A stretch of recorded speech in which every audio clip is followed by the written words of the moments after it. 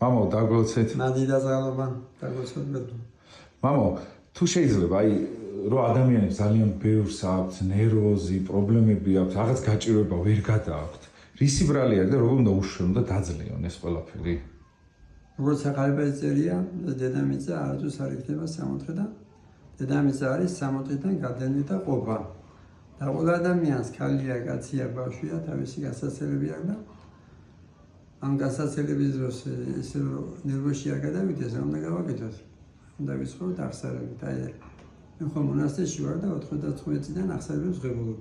და რა ვხედავ რომ ვისაც ძილი არ ქონდა, ვისაც მშვიდი არ ქონდა, აღსარები ლოცვაზე სიარულით, აღსარებით, სიარებით, მისი სული დამშვიდდა და შეაბადარებ, როგორც ღრიე წყალის იმაშებას ხამ ჭიქაში. თრუნდა რომ ესე იგი დასუფთავდეს ის წყალი. ასევე ადამიანი უგროვდება ცოდვები, ცოდა მათ უხურდება ყაჩაღობა, ამრუშობა ის კი არ არის. გარეგნული მარტო. ცოდვა მაგალითად შური.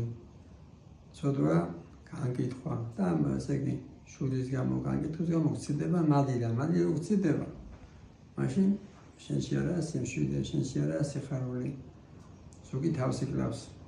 და ეს მადი რო იყოს ჩვენში რა, ეს სინდისი ცხოვრება. რა თქმა უნდა, რომ სინდისი არის ღვთისხმა ადამიანში და სინდისი თუ არ ცხოვრობ. ახლა ხშირად არის ღარიბი ხალხი, გაბრუნებულია მდიდრებისადმი და თუ გაქვს ეს სიმდიდრე და თუ მithumetes არასდროს გაქვს ნაშოვნი, ესაτε რომ მალე ესე იგი ხარცე მოწყალება, იმიტომ რომ ჩვენ რაც ხდება ახლა უკრაინაში ხაზაში, ეს სამშილება ყველგან მოხდეს, მათ შორის საქართველოში. ყველა ამბობს რომ მესამე მსოფლიო დაწყებულია და ეს შეიძლება წამში საქართველოს მთელი მსოფლიო მოვეს კატასტროფაში და ამიტომ რა არის საჭირო? დღეს გადავდოთ სინანული. დღეს უნდა ვიყოთ ღმერთთან, დღეს უნდა შევინანოთ. და ეს ვისაც გონია რომ უცოდველია ესეც შეცდომა და შეადმოგვავს აი მილიონერების მაგალითი შვილების რომ იმ შვილებს არ აქვს სიმშვიდე. ამ დროს არ აკლია და რაც სრულია, ყველა სრულებს ისრულებენ და რა აკლია, მადლი აკლიათ. და მადლი როგორც ვამბობ, ეს სიზმა როშობა, ესე იგი გარეგნული ცოდვები. თუ ხარ და ეს გარეგნული ცოდვა მარტო აი ეს იყოს რასაც უყურებ. ხა ბავშვების უყურებელად არიან დატოვებულები და მე ფსიქიატრთან არის მისაყვანები. რატომ ამიტომ ის რასაც უყურებ, როგორც საჭმელს მნიშვნელობა აქვს.